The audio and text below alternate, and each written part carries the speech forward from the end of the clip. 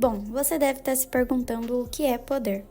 Poder é basicamente a capacidade de um indivíduo ou grupo de indivíduos em fazer com que outras pessoas ajam de acordo com seus interesses.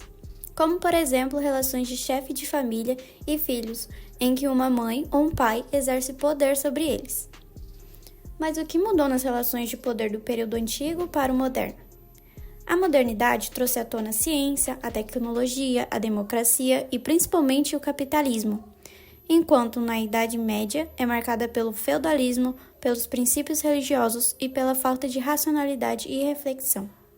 É importante falarmos também das duas formas de violência, a violência material e a violência simbólica. A violência material são atos violentos e se faz uso da força física, como por exemplo as forças militares e policiais.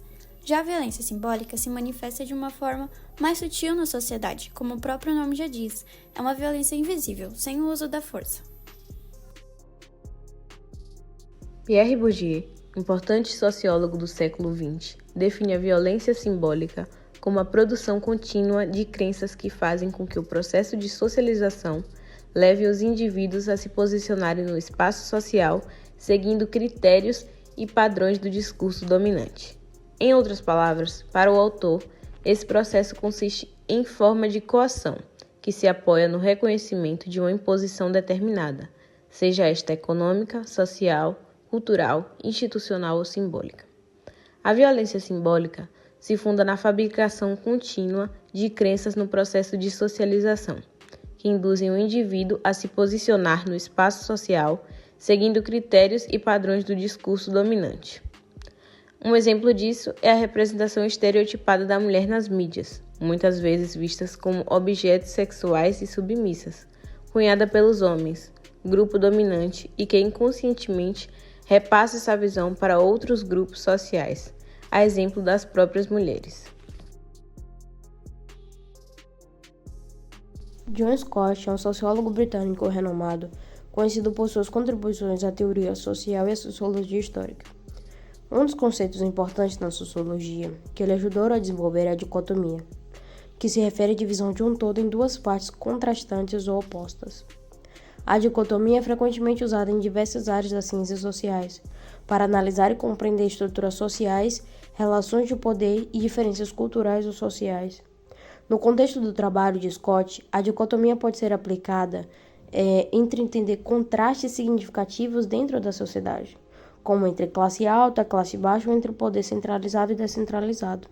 Para Scott, é importante distinguir o poder em seu sentido mais genérico do poder social. Poder social é uma relação que se estabelece entre dois agentes, dos quais é o agente superior ou principal e o outro é o subalterno subordinado. O superior detém ou exerce do poder, enquanto o subalterno é afetado pelo poder de um superior. Essa relação é classificada como uma relação dicotômica, pois é entre um superior e um subalterno. A teoria da dominação weberiana é política e discorre sobre a legitimidade do poder. Para Weber, é o Estado que detém o poder legítimo sobre os cidadãos, exercendo a dominação legal, mas existe também outros tipos de dominação. São eles a legal, a tradicional e a carismática. A legal ocorre por meio do aparato estatal, sendo exercido pelas forças policiais, militares e por meio do poder do Estado.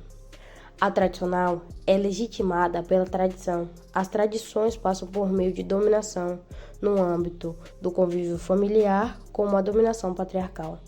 A carismática é legitimada no interior de uma sociedade que enxerga em uma liderança carismática a legitimidade para exercer certo poder sobre ela. Os maiores exemplos desse tipo são ditadores, como Hitler, Fidel Castro e pessoas que, com a sua influência, conseguiram mobilizar massas.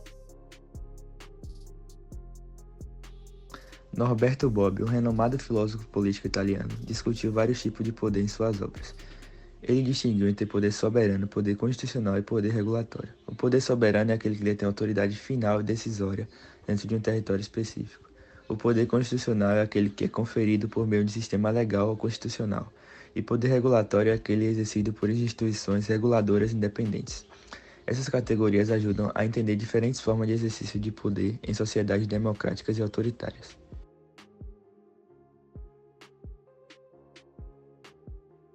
Michel Foucault, um influente filósofo e historiador francês, abordou o conceito de discurso da verdade em seu trabalho.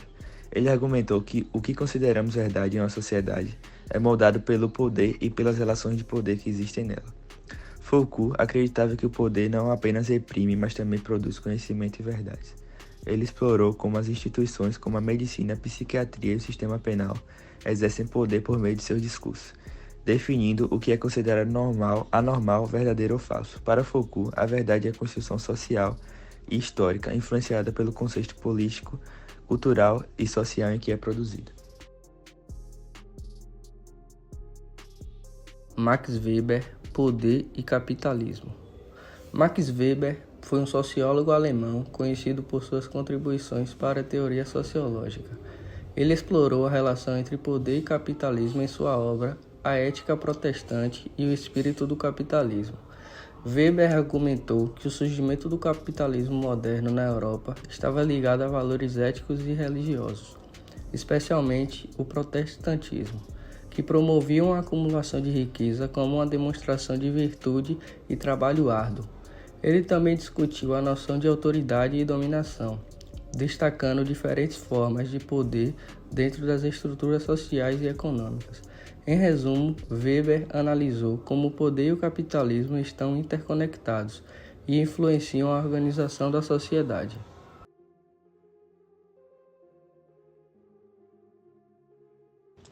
Foucault, a partir de seu principal referencial de análise, qual seja o sujeito, procurou compreender como este, privado de sua autonomia autoconstituinte e manipulado por um discurso de verdade, de uma autonomia e razão transcendentais, foi doutrinado para atuar na lógica do capitalismo. O sujeito racional e emancipado era o proprietário. Os demais sujeitos tornavam-se corpos dóceis e úteis, cuja razão aprendeu a obedecer às normas e às disciplinas. Weber, com sua sociologia das religiões, por sua vez, não procurou compreender as religiões em si, mas sim um processo de racionalização característico e peculiar das modernidades. Esse processo de racionalização, apontado por Weber, que se deu nas mais variadas esferas da sociedade, está relacionado ao desenvolvimento do capitalismo ocidental. A racionalização na esfera da religião, o desencantamento do mundo, foi um ponto que chamou a atenção de Weber e para ele foi a perda do sentido da religião que proporcionou a racionalização da vida.